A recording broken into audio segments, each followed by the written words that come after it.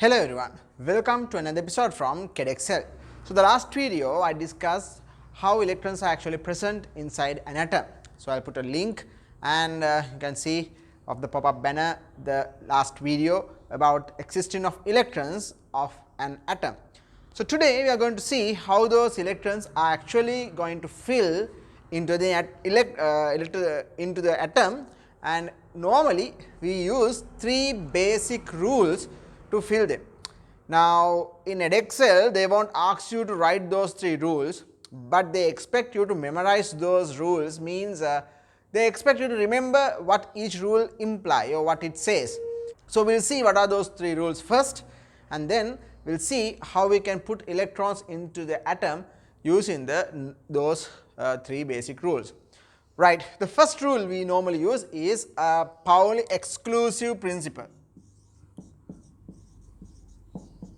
Exclusive, or some people say exclusion, doesn't matter, principle. In Pauli Exclusion Principle, what it says is each orbital can have maximum 2 electrons, and those 2 electrons spin parallel and opposite to each other.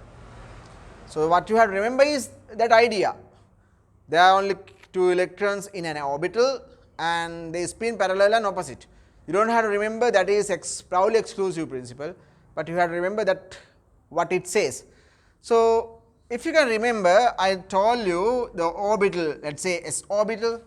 The S orbital is generated how? By the 3-dimensional arrangement. So each dot I represent here, I told it is an electron, right. So that's how you generate this orbital, this spherical shape.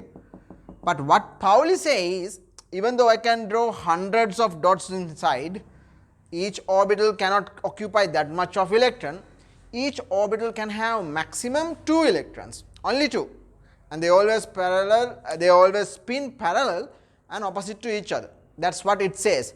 Normally to represent an orbital we use boxes in chemistry, because we can't draw spherical orbital, then dumbbell shapes, and when you go to the P and D, F subshells, it's really hard to draw their shapes exactly. So to represent easily we use a square like this. So what it says is, in an orbital there are 2 electrons and they spin parallel and opposite to each other. So this is how we represent 2 electrons in an orbital, right. This is the way we represent it. It should be parallel and it should be opposite direction to each other. So 2 electrons, parallel and opposite directions. So that's the first rule. We call it as the Pauli Exclusion Principle or Exclusion Principle, right. So that's the first rule. Then we move to the second rule. What you have to remember is, second rule is Hund's rule.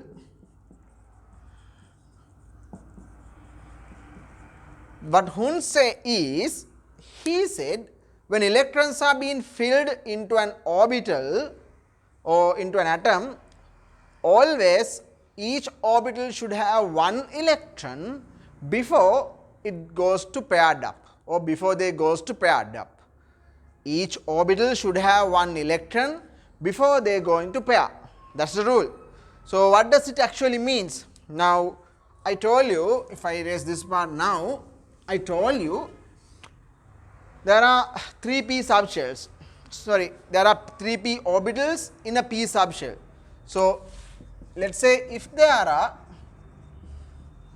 4 electrons in p subshell, if there are 4 electrons in p subshell, I told you we draw boxes to represent orbital. How can we draw those 4 electrons?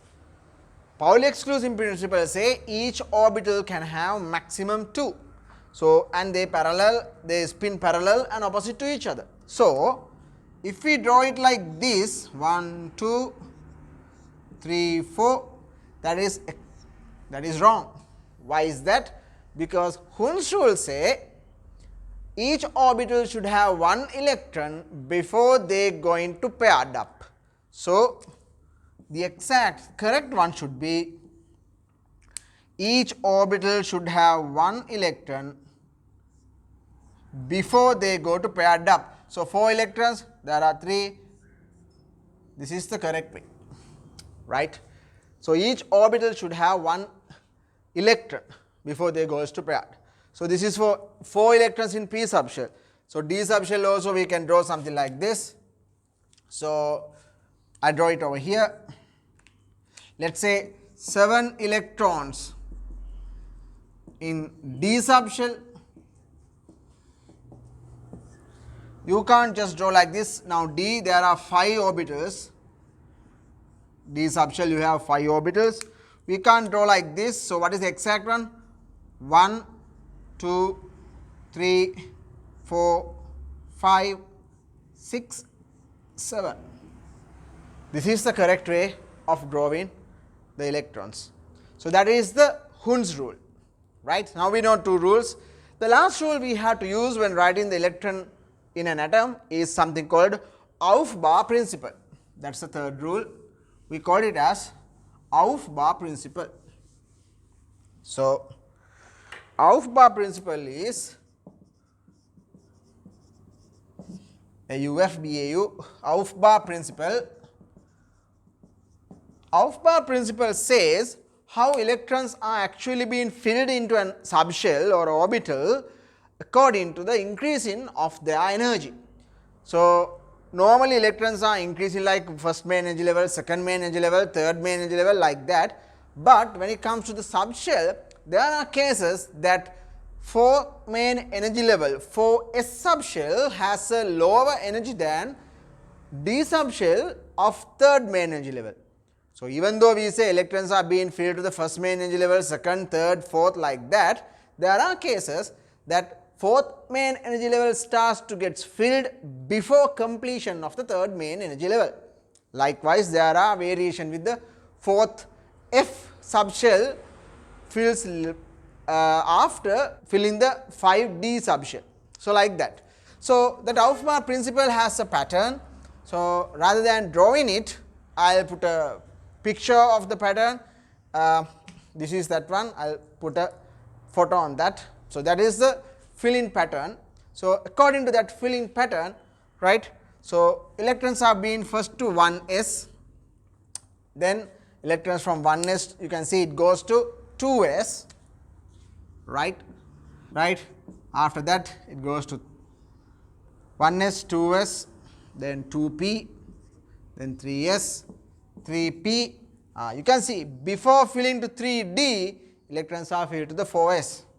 So, 4s, then 3d, then 4p. Before electrons are being to the 4d, electrons are being to the 5s, right, then 4d, then 5p. So, electrons are going to fill like that, right. After 5p only electrons are being filled to the 4f. So, at least up to here you should remember that filling pattern.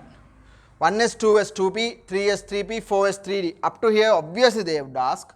Then 4p, 5s, it is better if you can remember. So, the Pauli Exclusion Principle, Hund's rule and the Aufbau Principle, all 3 are required to write the electronic configuration of atoms and ions. So, that if this is helpful, give a thumbs up and consider subscribing. Thanks for watching.